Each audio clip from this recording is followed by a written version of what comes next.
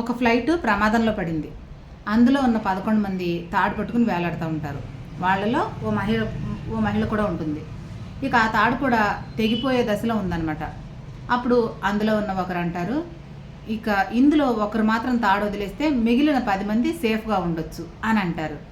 అప్పుడు ఆ మహిళ ఇలా అంటుంది, నేను మహిళని, ఇంటి కోసం బోలెడంత త్యాగం చేస్తాం, తిని తినక గాడిద చాకరీ చేస్తుంటాం, పిల్లల బాధ్యతనంతా మేమే మోస్తాం, కాబట్టి ఈ చివరి దశలోనైనా మీరు నన్ను అభినందించండి అని చెప్పి వేడుకుంటుంది.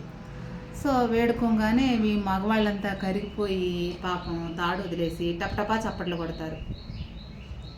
ఇంకేముందండి, వాళ్ళు పాతాళానికి, ఈ అమ్మాయి సేఫ్.